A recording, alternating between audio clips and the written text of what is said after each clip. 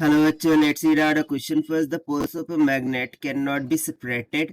बोल रहा है कि poles of magnet को हम separate नहीं कर सकते. How does this statement derive support from the magnetic dipole behavior of a current loop?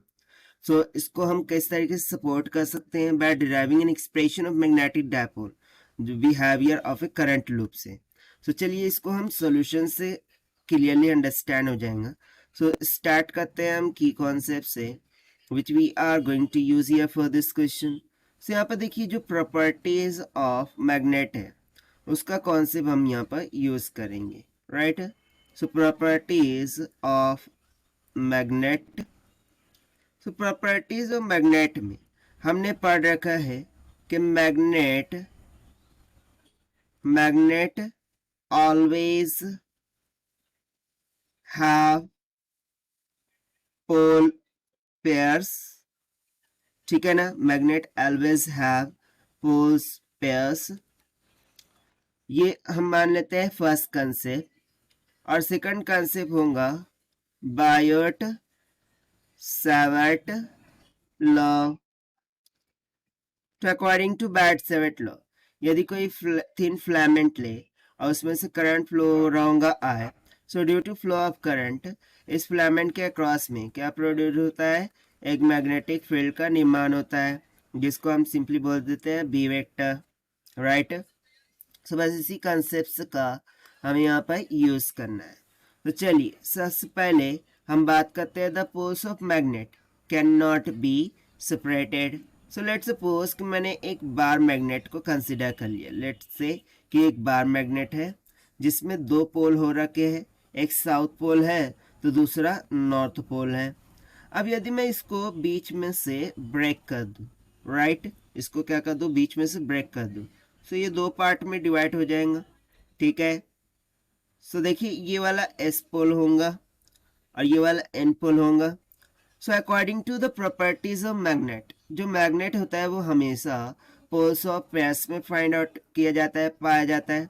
सो यदि मैं इसको बीच में से ब्रेक कर दूं तो ऐसा बिल्कुल भी नहीं होगा कि एक पोल एस हो जाएगा और एक वाला पार्ट एन पोल को दर्शाएगा, नहीं. बल्कि यदि ये एस पोल होगा सो अल्टीमेटली ब्रेक होने के बाद ये उसके अपोजिट पोल को एन बना देंगे.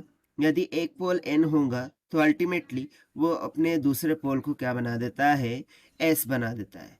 अब इसको हम प्रूव करके भी दिखा सकते हैं by using the behaviour of A current loop. So let's suppose कि मेरे पास दो करंट लूप है. ठीक है, ये फर्स्ट करंट लूप है और ये मेरे पास एक सेकंड करंट लूप है. फर्स्ट करंट लूप से फ्लो होने वाला जो करंट है उसकी डायरेक्शन मैं क्लॉकवाइज कंसिडर करता हूँ. ठीक है, यानी कि इसमें से जो करंट फ्लो हो रहा है उसकी डायरेक्शन कैसी है, क्लॉकवाइज है.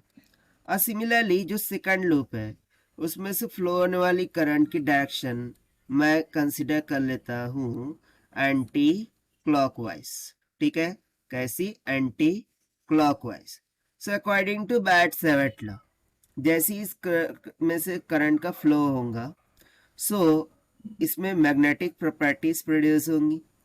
And as the direction of the current is clockwise, so clockwise direction of the current होने के कारण से जो थंब रूल है उसके अकॉर्डिंग ये क्या बन जाएगा, एस पोल बन जाएगा, राइट. ये क्या बन जाएगा, एस पोल बन जाएगा. तो सिंपली हम यहाँ पर बोल सकते हैं कि दिस लूप बिहेव एज, ठीक है, this loop behave as south pole. ये एक साउथ पोल की तरह बिहेव करेगा. सिमिलरली यदि ये सेकंड लूप है, ठीक है, और सेकंड लूप में से एंटी क्लॉकवाइज डायरेक्शन में करंट का फ्लो हो रहा है, so according to thumb rule ये क्या बन जाएगा, नॉर्थ पोल बन जाएगा. और रादर देन दिस, ये मैग्नेट जैसे कि पेयर में पाए जाते हैं, उनके पोल पेयर में होते हैं. सो यदि ये एस पोल है सो एस पोल होने के कारण से दूसरे लूप में एंटी क्लॉकवाइज डायरेक्शन में करंट फ्लो होगा और वो क्या बना देगा, नॉर्थ पोल बना देगा. सो यहाँ पर हम सिंपली बोल देंगे कि this face behave north pole. ये किस तरीके से बिहेव करेगा, लाइक अ नॉर्थ पोल. ठीक है. अब इसके अलावा मैं ये तो हमने डिस्कस कर लिया एक कंसेप्ट को कि भाई यदि क्लॉकवाइज डायरेक्शन में है तो साउथ पोल की तरह एक्ट करेंगे और एंटी क्लॉकवाइज डायरेक्शन में करंट है तो नॉर्थ पोल की तरह एक्ट करेंगे।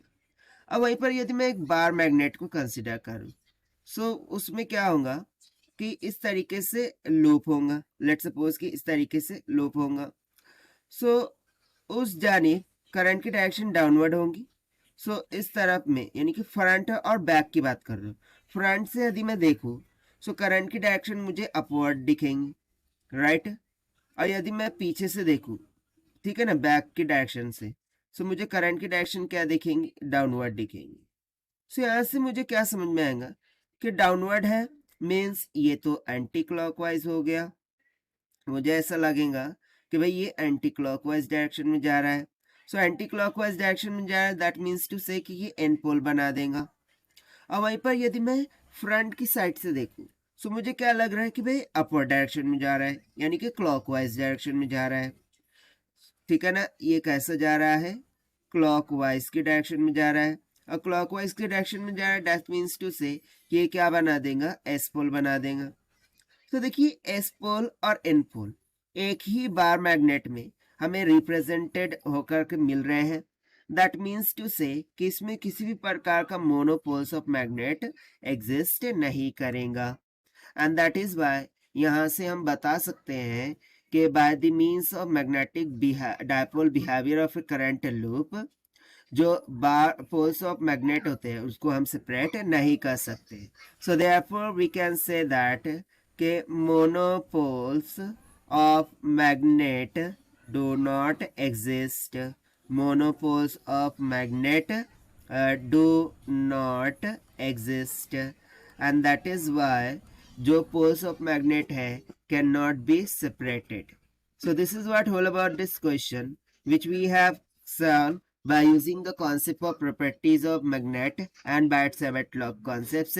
So this is the required solution. I hope you understood well. Best of luck. Thank you.